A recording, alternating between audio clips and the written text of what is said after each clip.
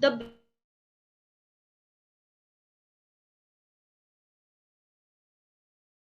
FEMA, which also includes the over. Today we have with us speaker CS Honey Ahuja. He is partner with Tatvam Group, heading the compliance team. He is qualified company secretary with master degree in commerce and bachelor's degree in law. He is also qualified CPA from Australia and has overall 15 years of rich experience in the corporate laws, RBI, FEMA, FDI, joint ventures, merger and acquisitions, private equity initial public offering, and listing regulations. Before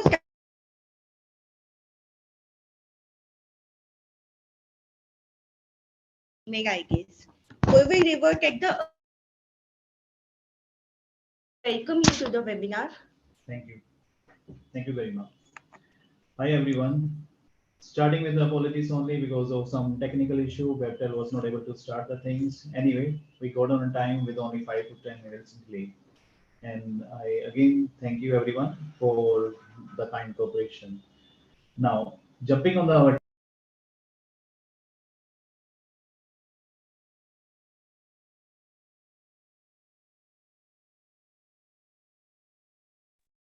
Yeah, sorry to interrupt, Honey. Your voice is not proper.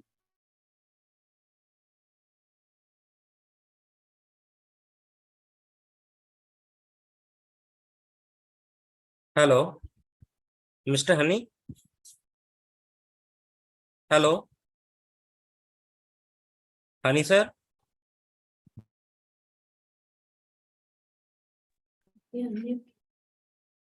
hello.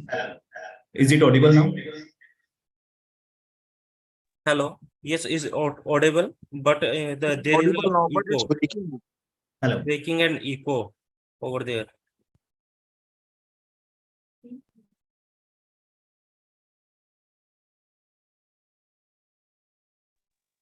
Hi, Honey, you are there? Yeah.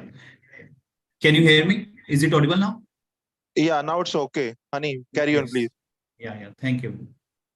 So starting with our topic is the FEMA, compounding and the contravention under the FEMA. As an introduction to the FEMA, we had Foreign Exchange Regulation Act FERA 1973. Then the FEMA was introduced because of the liberalization. 1991, India faced the liberalization policies, but FERA was not able to, it was not fit to the post-liberalization policy. So this is where the FEMA was introduced. 99 was the date, or it became effective from the 1st June 2000. And the idea was it was enacted to consolidate and amend the law related to the foreign exchange with the clear objective of facilitate external trade and payments.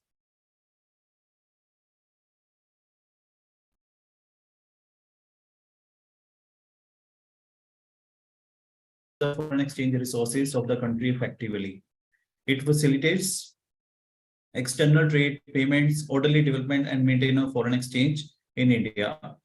Importantly, it is applicable to all parts of India and all branches and offices and agencies, even outside India, owned and controlled by a person who is a resident of India.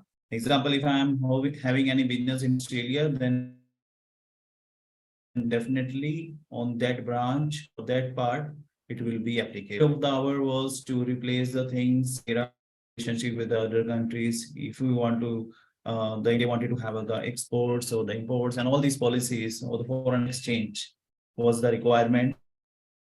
And this is what the FEMA.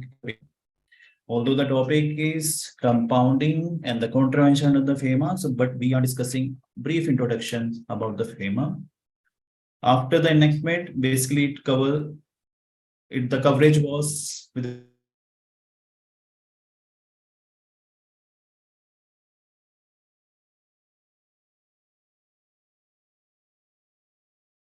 Honey sir, your voice is still breaking.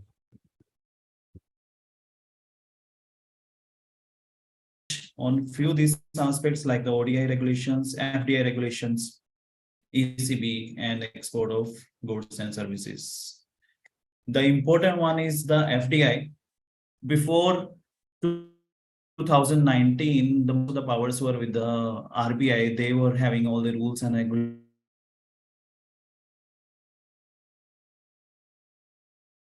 picture and enacted the rules which are known as foreign exchange non-debt instrument rules. When I say non-debt, it means it is related with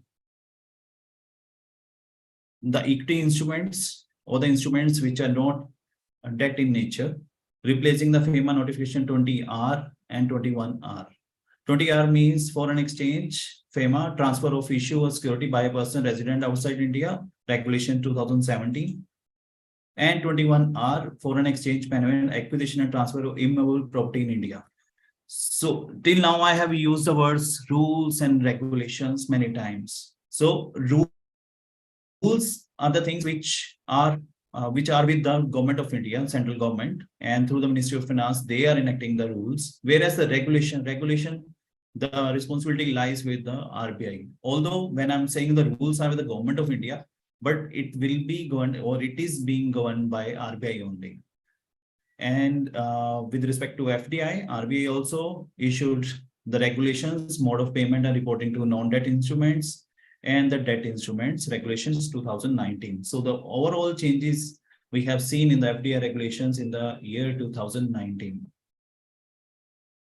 Other things, it covers FDI regulation, inbound transaction that is, or inbound remittance that is coming into India. It covers a various aspects of this policy. Investors means who can invest, investee, where can invest, industry of business. There are some segments where there is no approval is required or 100% cap is 100% approval is there. There are some restricted areas like lottery or related to these aspects, and there are some sectoral caps defined. In some areas there is 49%, on some areas is 100% is allowed. Some pricing guidelines have been given whenever there is a transfer between resident in India or outside resident India. In few cases, the pricing guidelines are applicable. It also defines the investment instruments, like if I talk about FDI, equity instruments means like equity, CCDs, CCPS, or convertible warrants or notes. It also defines the transfer of security, what are the rules and regulations, how the transfer can happen, and important aspect, filing the forms or the annual reports. Generally, whenever there is a FDI, FCGPR form, then if the downstream investment, the DI form, these sort of the forms are the periodical or the transactional forms we are required to file along with the APR reports, annual reports. So all these things are covered on the FDI rules and regulations. As I said, the instruments, financial instruments, generally it covers equity, CCD, CCPS, and warrants. Important thing is when I'm saying CCD or CCPS, sometimes the question comes, what about the optional convertible debentures, optionally convertible preference shares? It covers only the things, only the instruments which are compulsorily convertible. Whenever we add optionality clause to this one, so this will go to ECB. Another important aspect of FDI regulations, FDI versus FPI, foreign portfolio investment. So any investment can come in the listed or unlisted company. In case of the listed, if it is more than 10%, then it's FDI. In case it is less than 10%, then it will be considered for foreign portfolio investment. However, this foreign portfolio investment is something different from what has been described by the SEBI foreign portfolio investment. This is only for this defined purpose. So overall, we have FPI, foreign portfolio investment, plus FDI. And with respect to the unlisted companies, everything whatever is coming, irrespective of these limits, will be considered as FDI. This we are facing a lot, like the downstream investment is if I say it's my favorite topic, and when given the time, even I can spend like 2 hours only the downstream investment and indirect investments.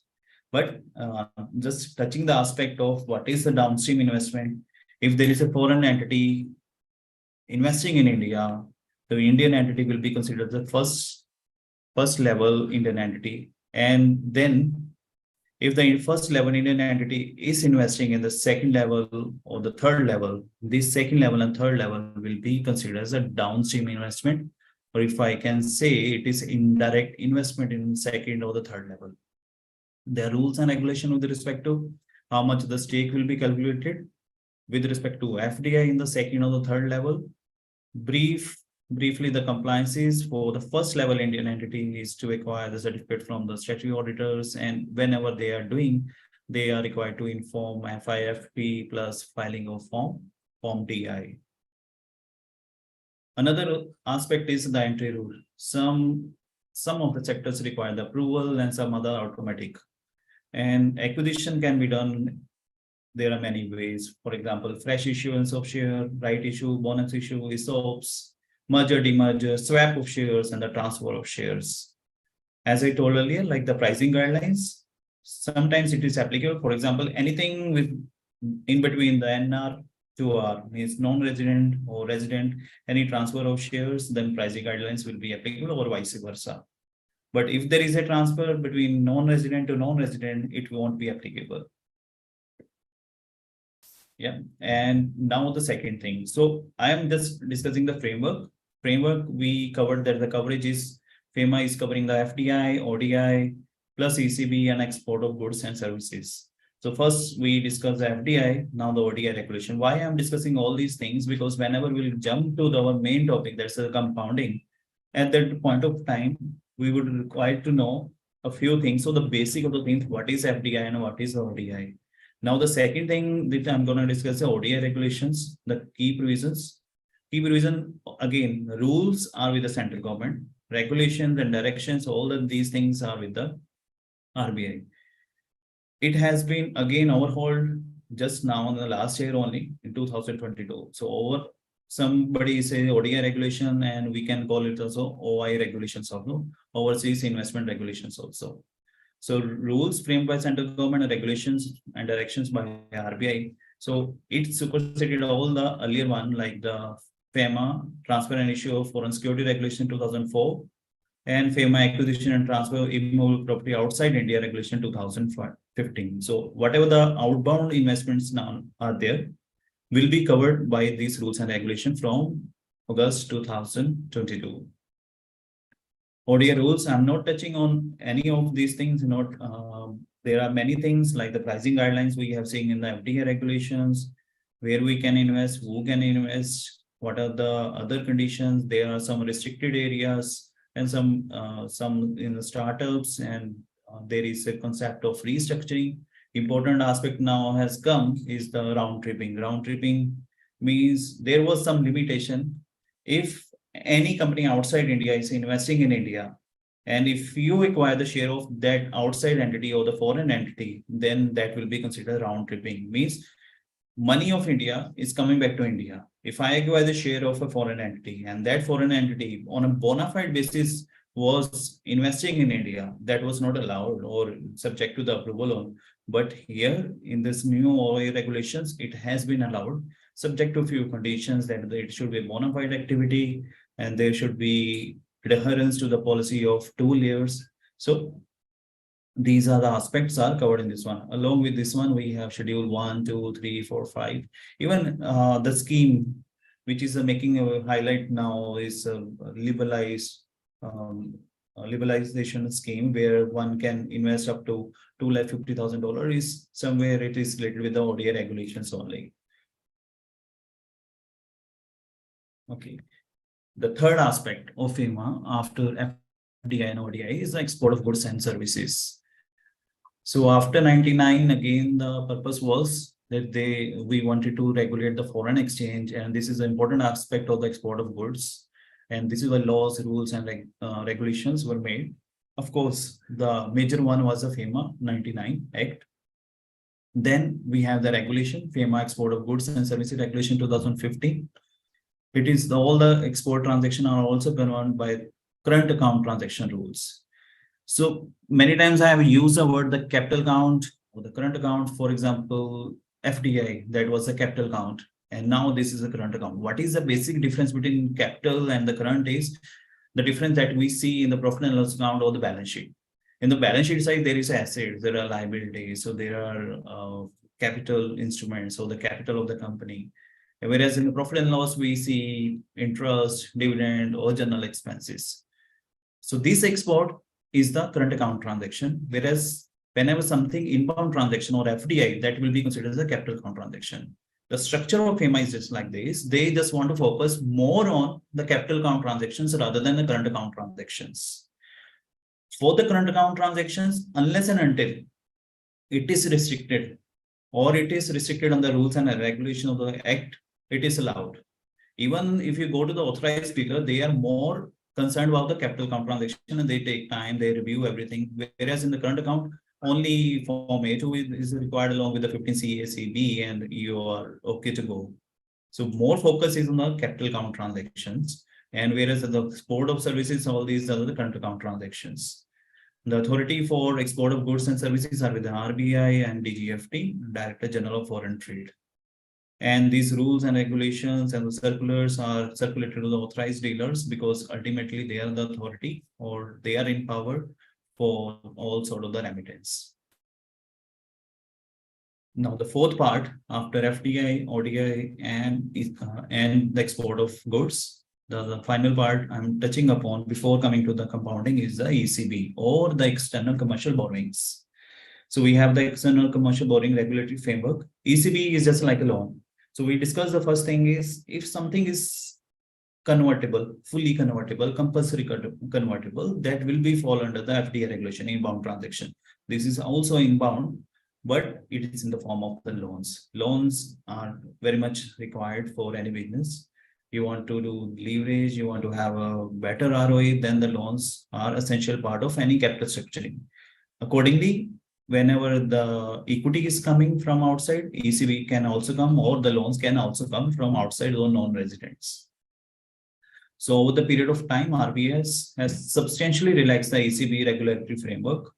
And there are actually many benefits of ECB. For example, a lower rate of interest as compared to India.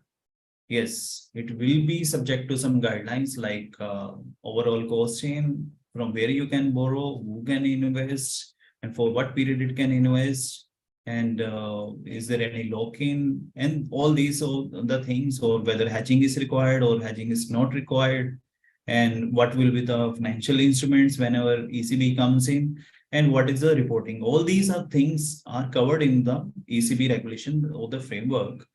And it is a prime responsibility of the borrower to comply with the ECB guidelines, whichever is now applicable. In terms of the framework, we have the FEMA Act, of course, and we have the Borrowing and Lending Regulation 2018, along with the 2004 Transfer and Issue of Foreign Security, plus the Master Directions. Yes, this is our main topic today is the compounding. After discussing overall framework of FEMA, ODI, FDI, ECB, and export of goods, now we are touching upon the compounding.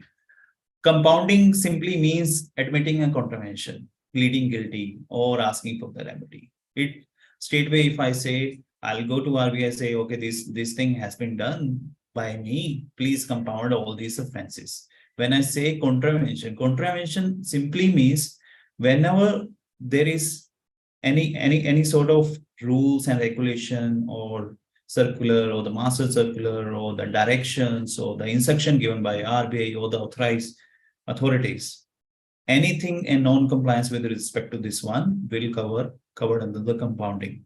So the idea is anything related with the contravention defined under the FEMA is eligible for compounding. Okay. So any contravention, any means any sort of, on an application made of a person, such contravention be compounded by compounding authorities. Compounding authorities will discuss, and the timelines have been given 180 days from the receipt of complete application. This will also be discussed. The contravention is admitted. Again, the focus on compounding is contravention is there first and admission of this one. Voluntarily, you are going to RBI or the compounding authorities, admitting this mistake has been done, or this non-compliance has been done, or whatever the compliance was required was not there, and we want to have the compounding of this one. And you make accordingly application to the compounding authorities. In terms of the legal provisions, we have the three things One is Section 13, read with the Section 15 of the FEMA Act. Section 13 is saying if anybody is contravening any provisions of rule, regulation, notification, direction, or order, or contravention of any condition, he shall be on adjudication, be liable to penalty. When I use the word adjudication or contravention or compounding, everything is different. If somebody is not going for the compounding, then it will go for the adjudication. Similarly, like if you go to the court, you use first thing what you do is pleading not guilty, and you are ready to face whatever the legal case come. It is also a legal case, but here you are straightway saying, I am admitting, I am pleading guilty. Now the provision of Section 15 is permitting these compounding authorities to compound the contravention. So it's a win-win game for everyone. And the parties who are making the contravention, instead of going to the adjudication, what they are doing, they are approaching RBI. Hey Baba, let's do the settlement of this compounding through this compounding process. Now we have the rules also, 2000 foreign exchange compounding proceeding rules.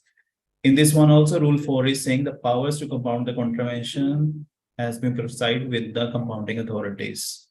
I have highlighted the word quantify. So any contravention which is there, the worst thing is it should be quantifiable. Will come if something is not quantifiable. And there are the master action on the compounding of contravention also there. Now, there are two authorities. One is RBI and second one is Directorate of Enforcement. So they are the compounding authorities. Firstly, in terms of RBI, they have the powers. They can compound. Depends on what is the amount.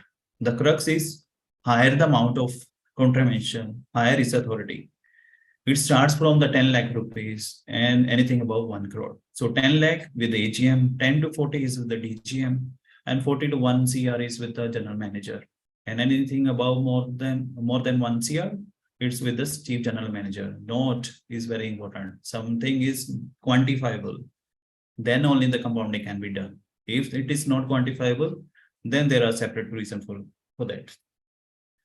Second, where nobody would like to go, everybody is happy with the RBI because it's an easier process, but other offenses, enforcement directorate. What is the difference basically? When I started, I said, anything is there, any contravention is there as per the rules, regulations, so act, directions, notification, right? You can go for compounding.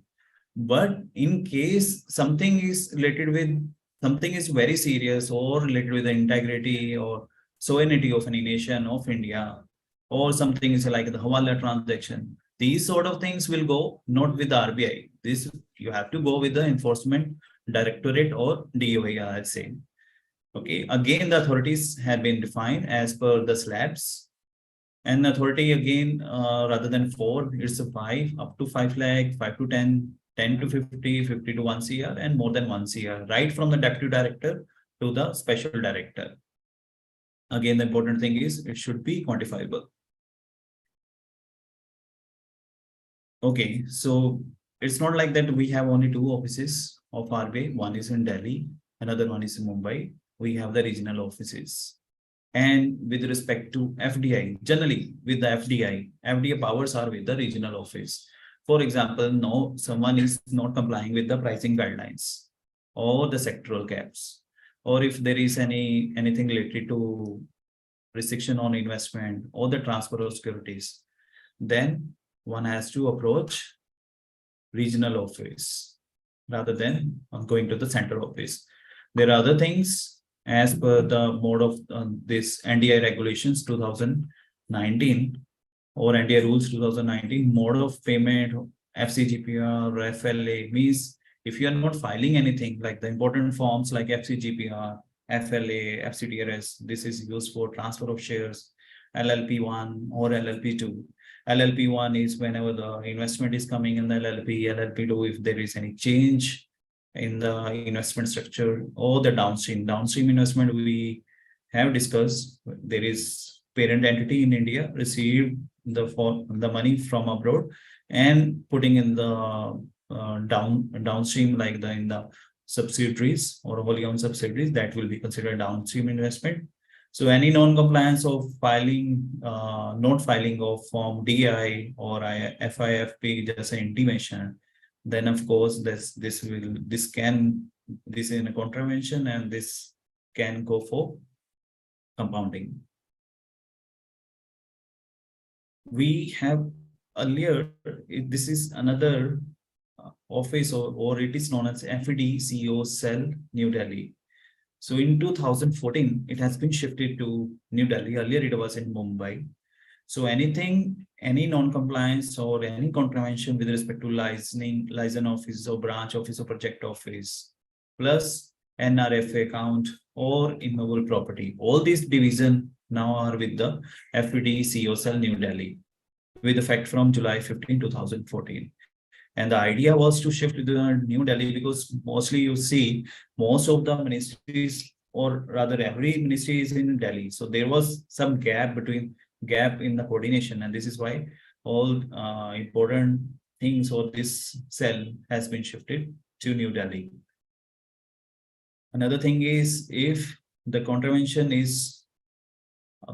amount is more than 1 crore in the jurisdiction of Panaji and Kochi, and there is no CGM, then it will be transferred to Mumbai regional office or other ones respectively. Now, till now we have discussed what is compounding. Anything is there, any contravention under any rules and regulation can go for compounding.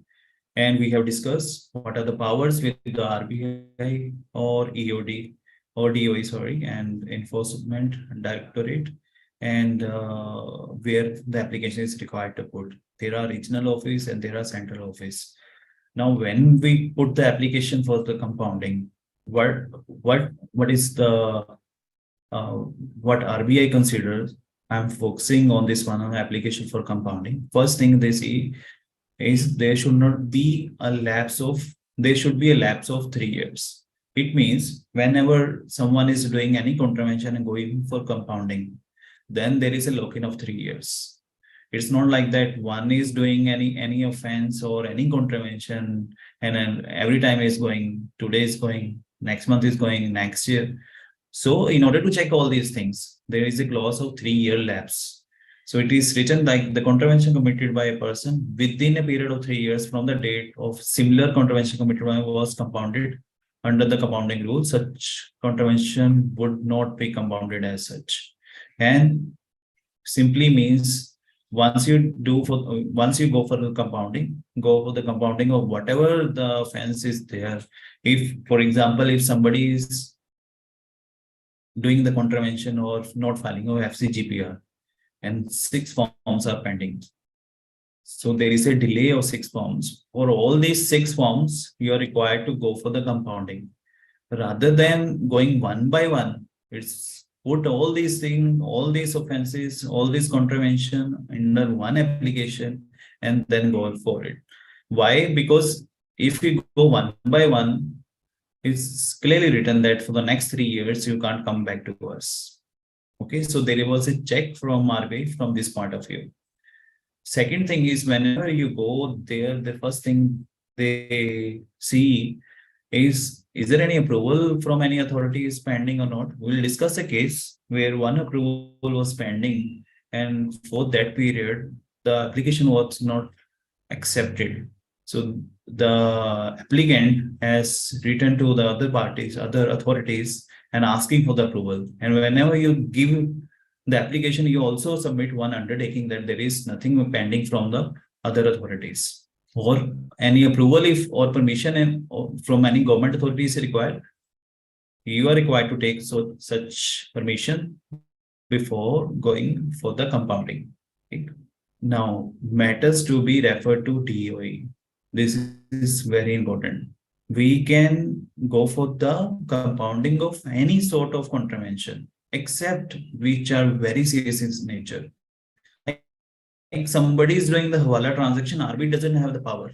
money laundering, terror financing, or which is affecting the sovereignty or integrity of a nation of India, then we can't go with the RBI or anything related with the anti-money laundering law, or that will be subject to investigation. Basically, RBI is not an investigating authority. It is this power lies with the DOE, and they do the investigation under the various sectors like the PMLA.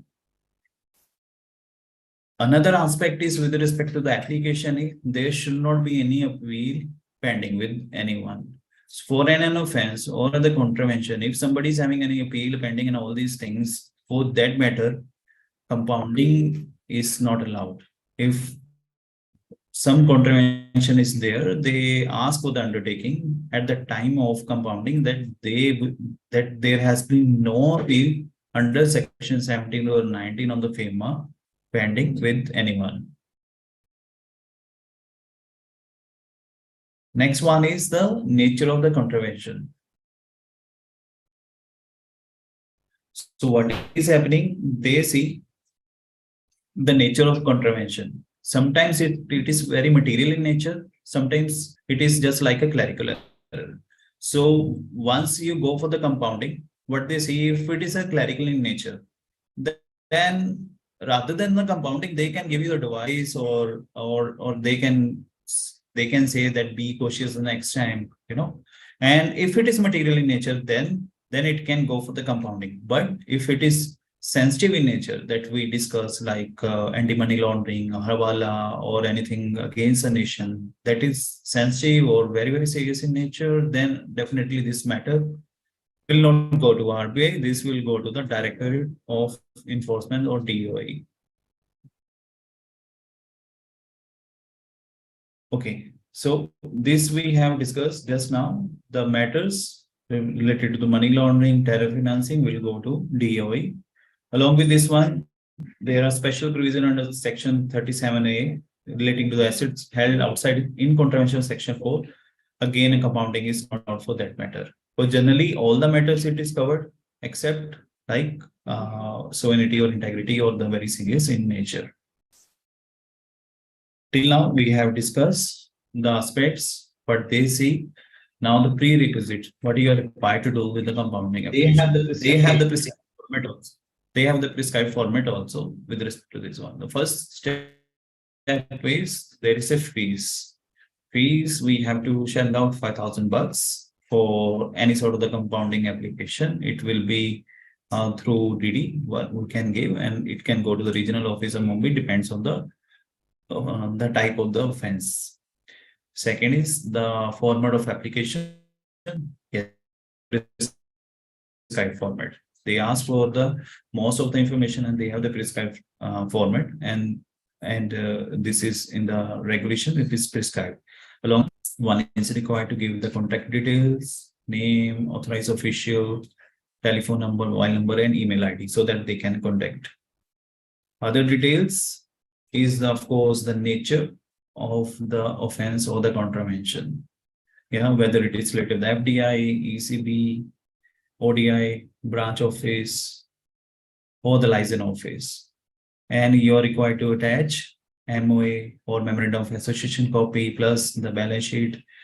See, the important thing is when you're putting all this information, it's just like whenever you go for a legal case, what happens in court, it's not like the case that you go to the courts and put the things and just submit this one. You have to be very, very careful in this one. The things can backfire. Sometimes the corporates, they don't want to engage with the consultants or the professionals. They just want to put the things, but these things can backfire. It's better have a second opinion, be cautious, and state the facts which are relevant. And along with this one, along with the copy of MOA, AOA, if applicable. In case of individual, these things are not required. And undertaking will go that we have discussed that there are no proceedings pending with the DOE. And if something comes up during the proceedings, that will be submitted, that the RBI will be informed before issuance of compounding order. If something comes up, it is a duty that the applicant will go to the authorities and say this thing has been started. Sometimes on the basis of this one, there is a return of application. Yeah. In return of application is generally when there is a non-receipt of the required approval. We have stated there are no proceedings pending or there is no approval pending. But if something is pending, then the authorities can return this one and say, till the time you get the approval, don't come to us. Or sometimes we have discussed that there is a prescribed format, and if there is an incomplete application, yeah, then it can come to bank. And what will happen of this 5,000? They will refund. They ask for the ACS mandate and banking details. Accordingly, they refund this amount. The second point is also related if it is not prescribed format or incomplete, or they ask for the many other information. And if you are not providing the information or the factual information within the reasonable time, then also. But exception is RBI or the officer. It's up to them. If some document is pending and they can give you a reasonable time, but it's up to them only. And accordingly, if information is there, then they can accept the application. Anything change in the email ID or something, then of course it's the duty of the applicant to update the same with the prescribed authorities.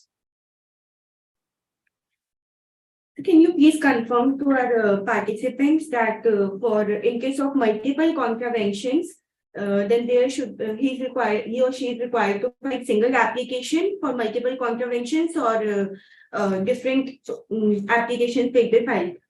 Okay, so your question is when you're going for the compounding, a different application for the offenses is required. So I started with the example: if somebody is some company, there is a delay of FCGPR filing, and say the number is more than one, say the 6 forms.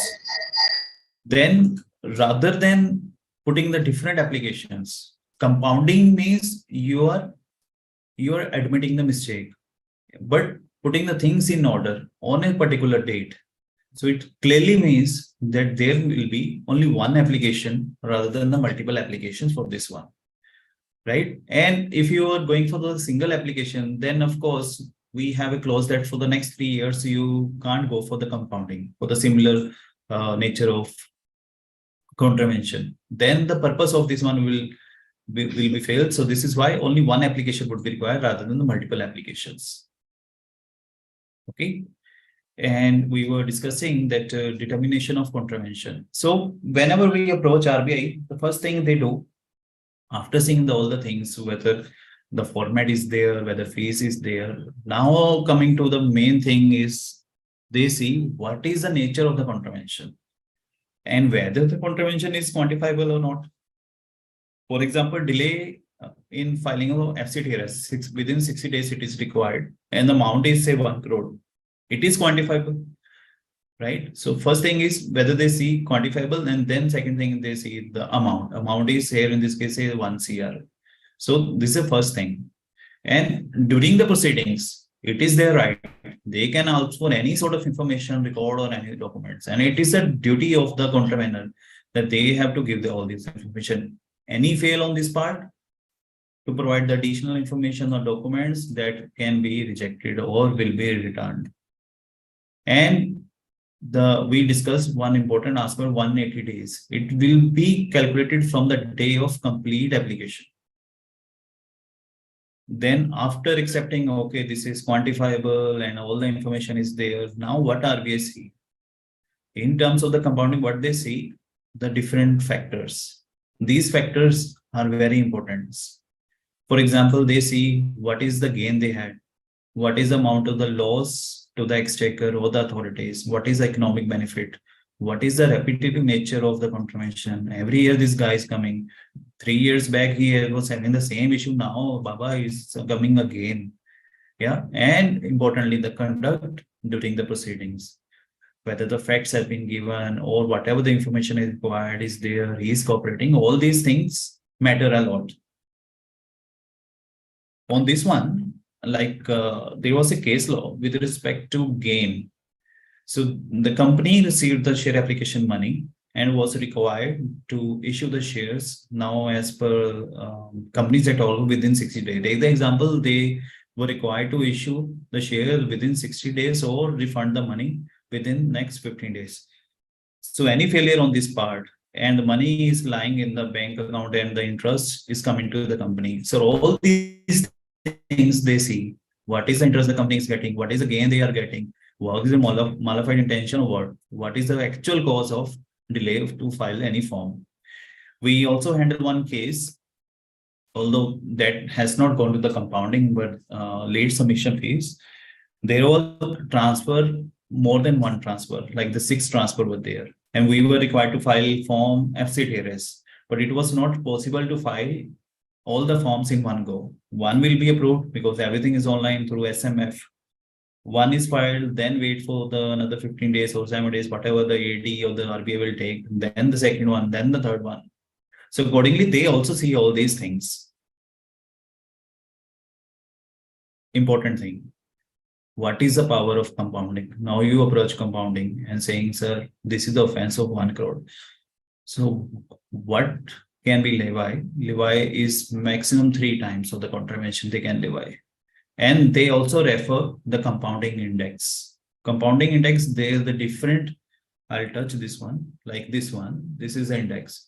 So anything related with FCTRS or taking on a record of FCTRS or non-reporting, delay reporting, LO, BO, BO means licensing office, branch office, project office, anything related to this, they have the index.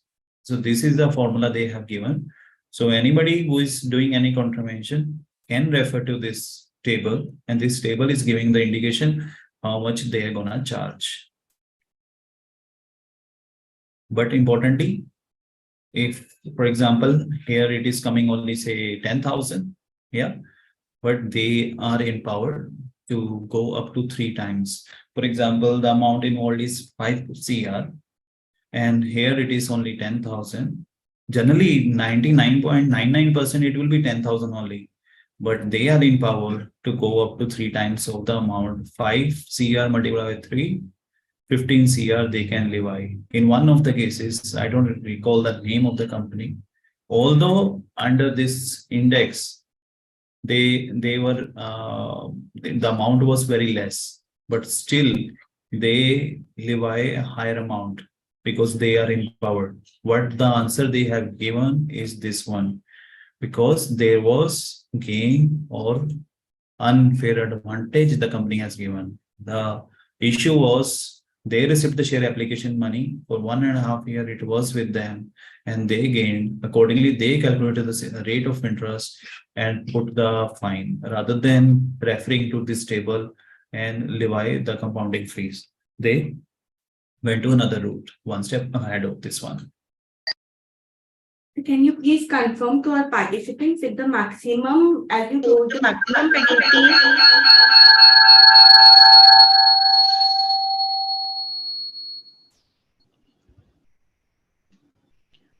The maximum penalty is 3 times. Yeah. It can be exceeded to 3 times or it is fixed.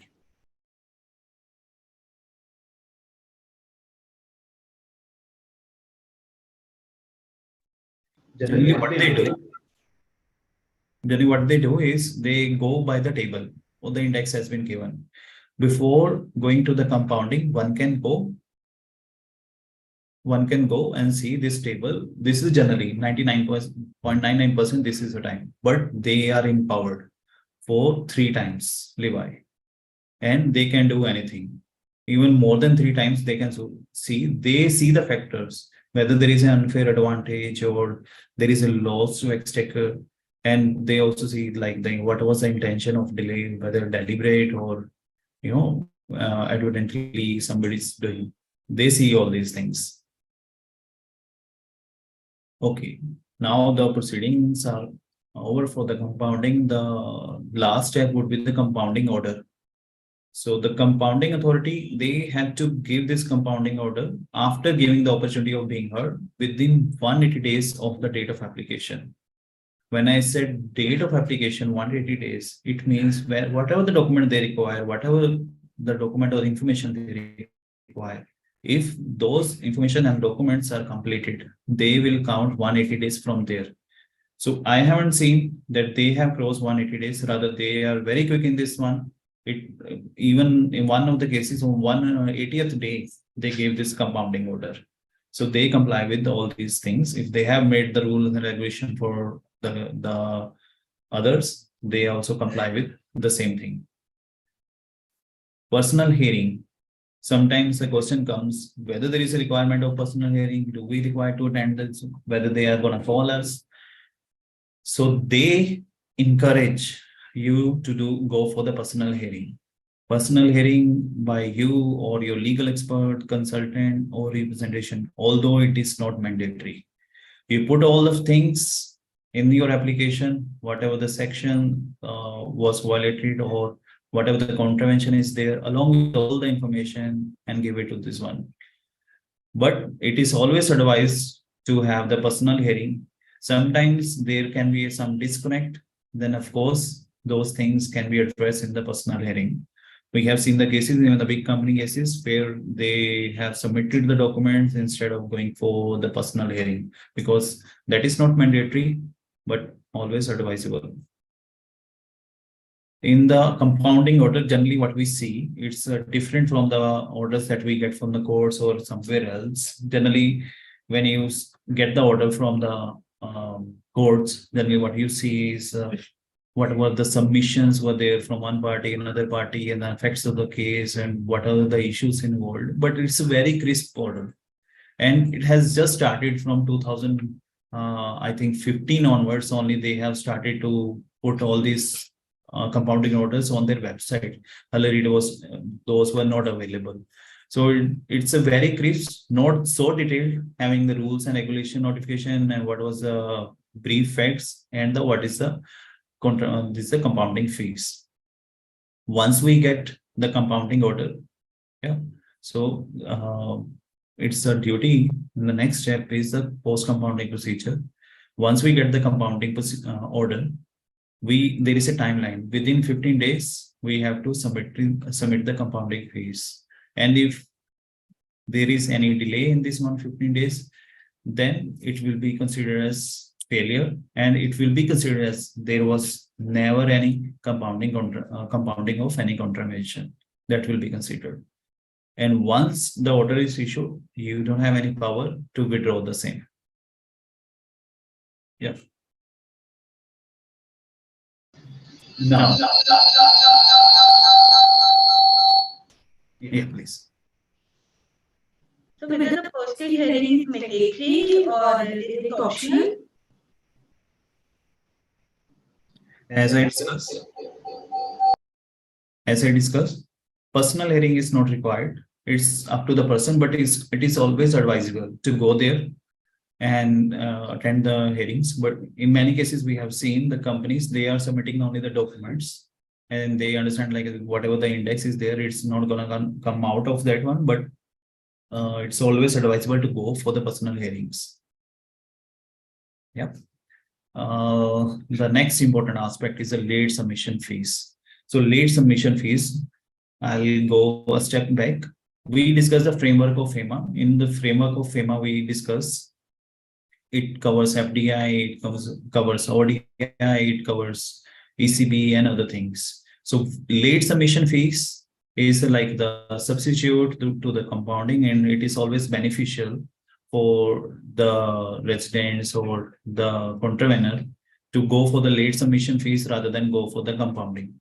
So late submission fees firstly was introduced for FDI regulations. So if there any delay in the filing of the form, say like the FCGPR or something like this, or APR, then there is a late submission fees.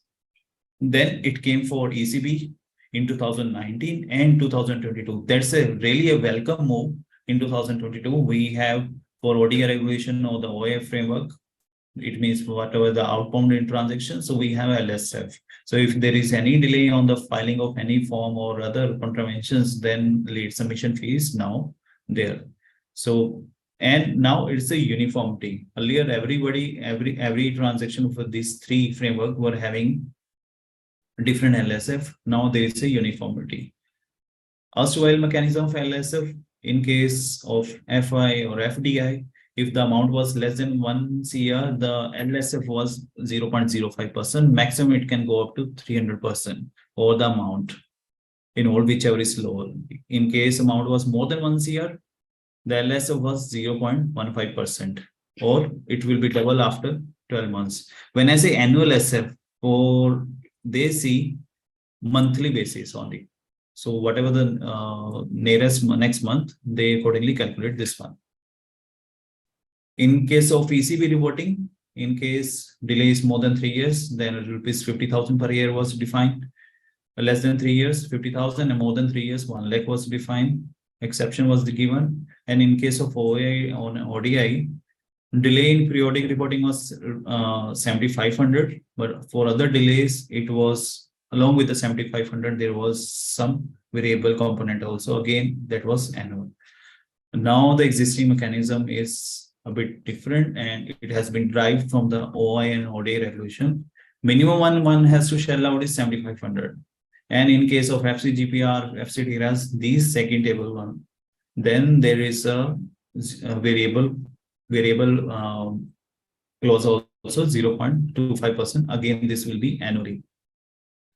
Time frame, it can be waived only for 3 years. Anything beyond 3 years, if there is a late submission, then the only remedy we have is compounding. And the maximum levi can be 100% as compared to we have seen earlier, it was 300%. Okay. Generally, we get a question regard to this one. So, is there any necessity to go for LSF rather than compounding? Can you please confirm to our participants? The question is, can we go for compounding instead of LSF? Yes, this is optional. One can go for the compounding. It has to be seen from the which one is going to beneficial for you. If it is always possible that in the compounding fee can be less than the LSF. In that case, rather than LSF, one can opt for the compounding. The last thing we have discussed, the procedure or theoretical part. Now, importantly, the case laws we have. Yeah. The first one is the case law is the Muthukumaran and Muthukumar. And the facts of the case was he was an NRI who purchased the shares of unlisted Indian company SCPL or Satya Auto Private Limited. It was into the auto components or other related accessories. The applicant acquired the shares from SCPL from resident. So there was a transfer from resident to non-resident. And he intended to acquire through the Indian company A Rank Holdings, but however, he changed his plan. Till this point, everything is fine. He was setting up a company. He wanted to acquire the shares of Indian company. He was NRI. Everything was okay. But he changed his plan and used the Indian company for the indirect payments to acquire the shares. First, here it was wrong. Then there is a concept of deferred payment. So he deferred the payment beyond the stipulated time period. That was again a contravention. And third one, as per the regulation, whenever there is a transfer between NR to R or R to NR, without approval of RBI or without complying with the provision, was not possible. So the important thing is, with respect to the transfer of shares, there was a contravention, regulation 3. And the key take points are, third-party payments were not allowed, with few exceptions are there, but there was third-party payment. Deferred payment was not allowed. Now it is allowed with the 25% upfront fees and 18 months deferred period is there, but at that time it was not there. So deferred payment was done. That was again a contravention, and there was transfer without the approval. Important aspect, from wherever he acquired the residents, there was transfer from resident to non-resident. So he went for compounding. Along with that, all those residents covered, they also went for the compounding.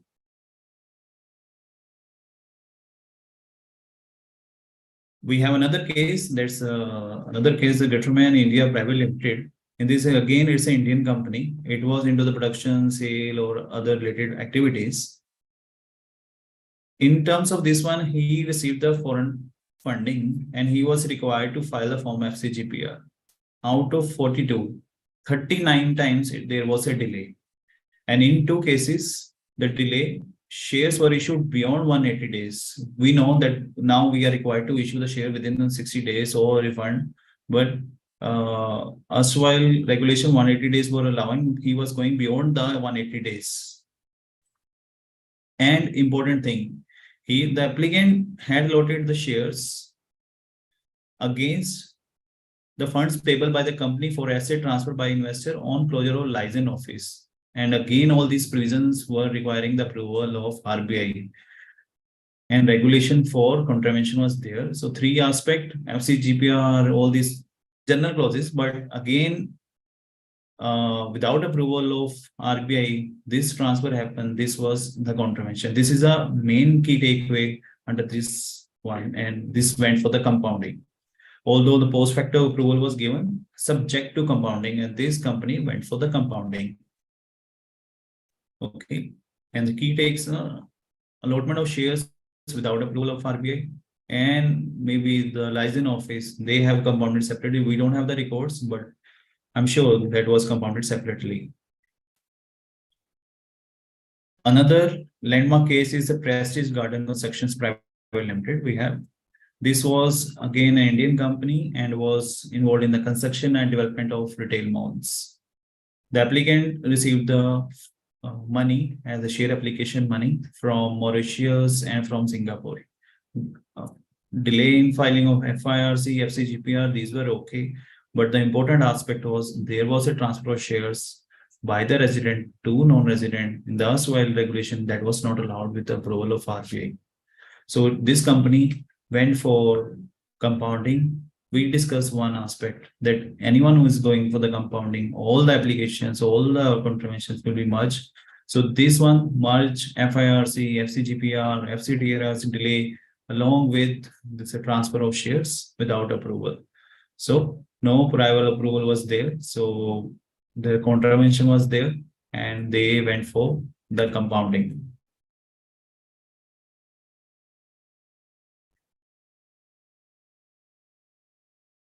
Another case we have again an Indian company that was a hospital, that's Apollo Cosmetic Surgical Center Private Limited. And this compounding application was filed with the Apollo Health and Lifestyle Limited. This is a matter of 2010. This company was acquired through the merger and by the High Court of Telangana order dated 2016.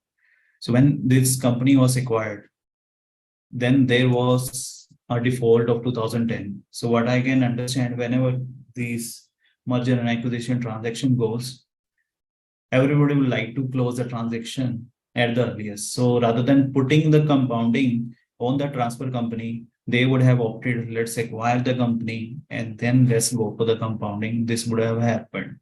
Although this case was by the transferor, still the acquiring company went for the compounding. And there's a very strange case. What happened in 2009, the earlier company, they received the money from Mr. Sanjeev Palia, NRI. Now for issuance of shares within the prescribed period, they wanted to issue the shares, but they have given the plea that person was not traceable, and how could they issue the shares? So smartly, what they have done, they transfer the money, the share application money, to the foreign investors. Since the person who transferred the money was not traceable.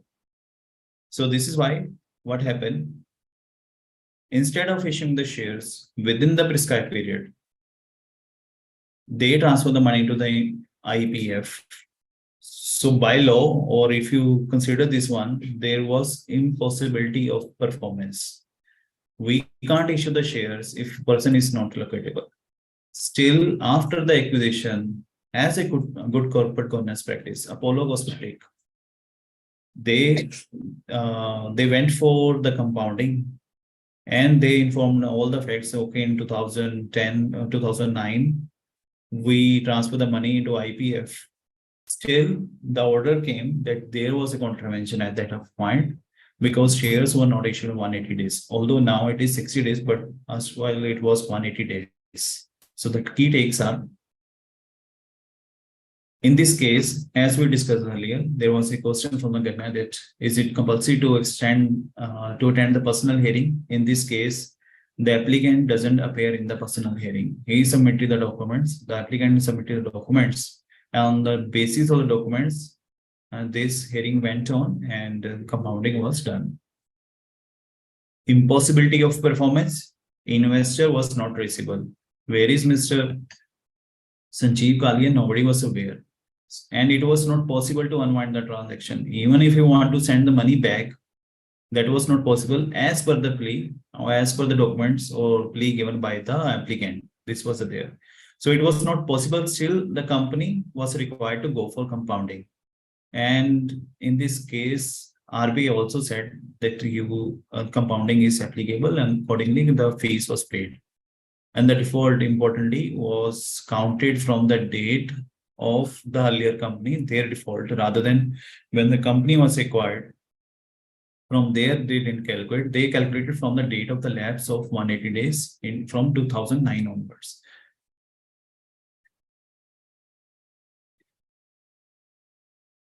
Then this is a known name, is a Genpact India Private Limited.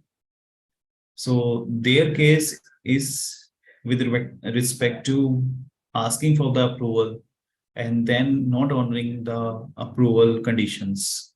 So we know one thing, that generally wherever the approval is required, and if you're taking the approval and not adhering to those conditions which are put by the RBI, this will also the case of compounding. And this happened with the Genpact India. Again, the company was not with them, and it was, I think it's a acquired company. So let's go to the facts of the case. The applicant company was incorporated as Empower Research Knowledge Service Private Limited, and later its name was changed to Genpact. Applicant company had a share purchase agreement in 2015, pursuant to which they wanted to acquire the shareholding of Indian company, which is known as Endeavor Software Technologies Limited. So both the companies were into the same field of technology of the software development.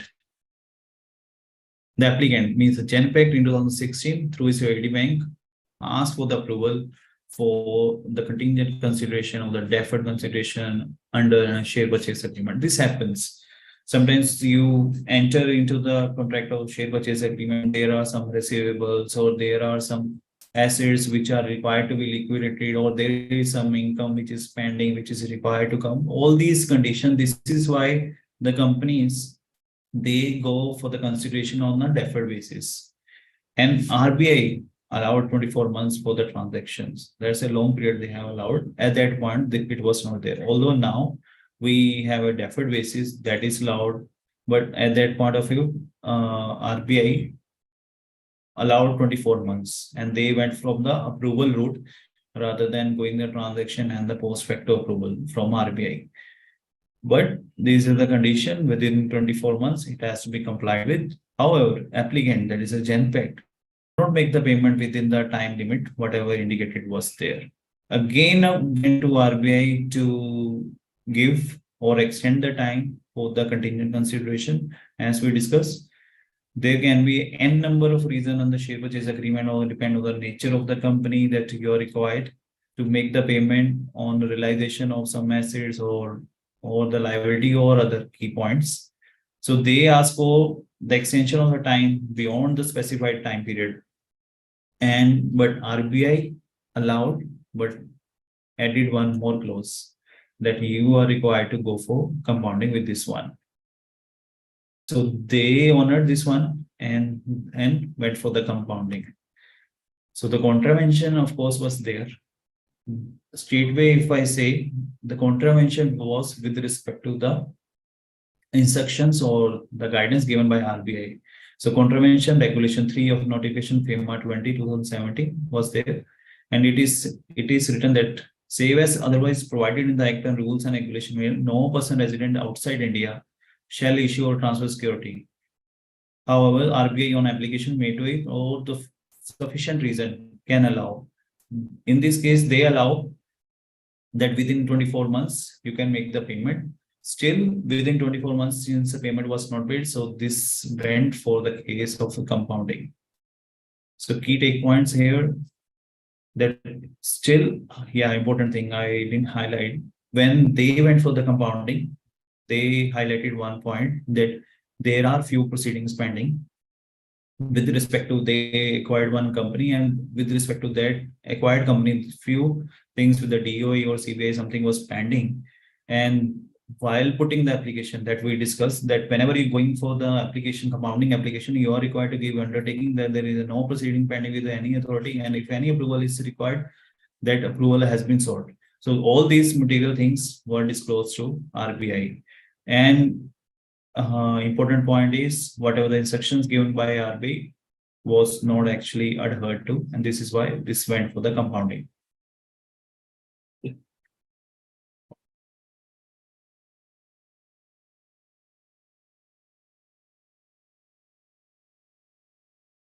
The case, or it's the last case, that this is related with Shri S. Nama Shivayam. Sorry if I'm misspelling this one. So fact of the case, this is related with the gift of shares from, again, the gift of share from R to NR, this thing.